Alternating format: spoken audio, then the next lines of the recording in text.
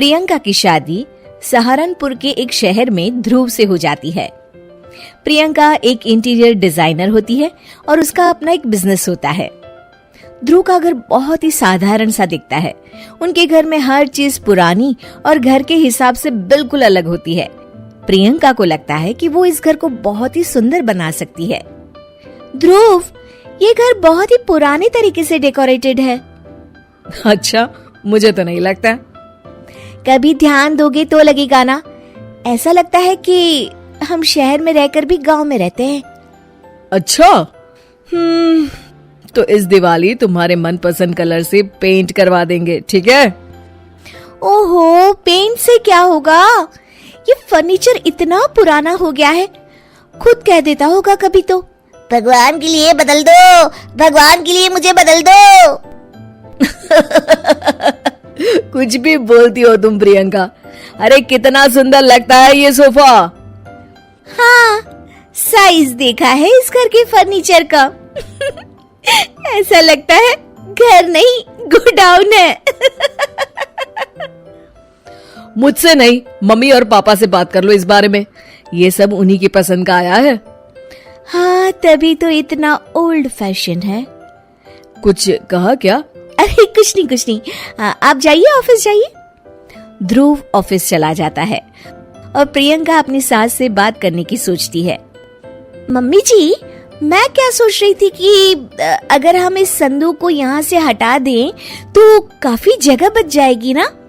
हाँ, इसे हटा देंगे और सामान कहाँ रखेंगे? अपने सर पर? अरे मम्मी जी, आप ऐसी बातें क्यों कर रही हैं? देखिए ना, उसमें से एक भी चीज तो काम की है नहीं, तो क्यों ना हम उसे बेच दें? नहीं बहू, उसमें हमारे पुराने घर का बहुत ही अच्छा सामान है।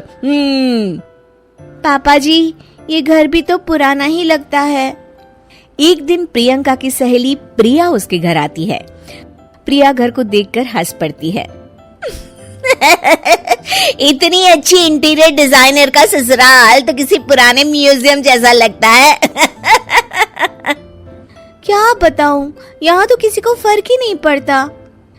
अरे जब सीधी उंगली से घी ना निकले ना, तो उंगली टेढ़ी कर लेनी चाहिए।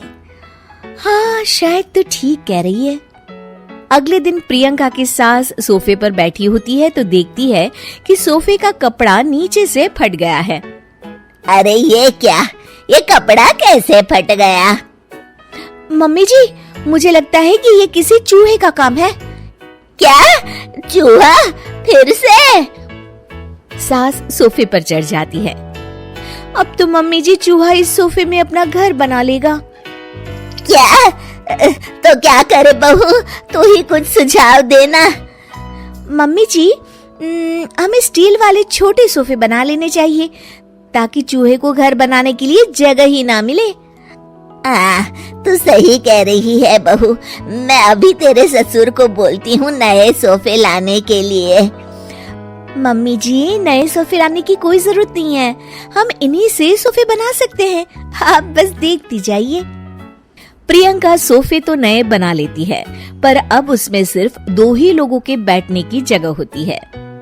अरे ये क्या, इसमें तो बस 2 ही लोग बैठ सकते हैं। अरे बहू, तुझे तो पता ही है हमारे घर कोई ना कोई आता ही रहता है।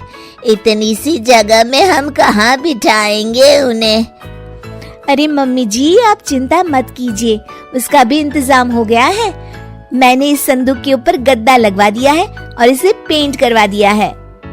ध्रुव उस पर बैठने की कोशिश करता है, पर संदूक की ऊंचाई ज्यादा होती है, इसलिए उसे बैठने में दिक्कत हो रही होती है। प्रियंका, कम से कम ये तो देखती कि संदूक की लंबाई कितनी ज्यादा है। ये बैठने में बिल्कुल भी कंफर्टेबल नहीं है। अरे आप भी ना, ये आजकल ट्रेंड में है, आपको तो कुछ पता ही नहीं है। प्रियंका धीरे धीरे घर की पूरी काया पलट कर देती है। एक दिन प्रियंका के ससुर के कुछ दोस्त घर पर आते हैं। नमस्ते बेटा, कैसी हो तुम? जी मैं ठीक हूँ अंकल जी, आप कैसे हैं? आइए आइए, अंदर आइए। अरे घर तो बड़ा खाली खाली लग रहा है, कहीं घर तो खाली नहीं कर रहे ना आप लोग? अरे नहीं, ये तो हमारी बहू का कमाल है। तुम बैठो ना रमेश। रमेश को संदूक दिखता है और वो उस पर बैठने की कोशिश करता है और पीछे तक ना होने के कारण जैसे ही वो पीछे होता है गिर जाता है। अरे रमेश, तुम ठीक तो हो ना? हाँ हाँ ठीक ही हूँ, बस आज तो बाल बाल बच गया मैं। सब लोग गुस्से से प्रियंका की तरफ देखते हैं। अब रमेश अंकल को बैठना नहीं आता तो इसमें संदूक की क्या गलती है? नहीं बहू, गलती तो हमारी है जो तुझे घर का मेकओवर करने दिया। सही कह रहे हैं आप। बहू, तू हमारे घर को पहले जैसा ही बना दे। ठीक है, आप लोग गुस्सा मत होइए, मैं घर को पहले जैसा ही कर देती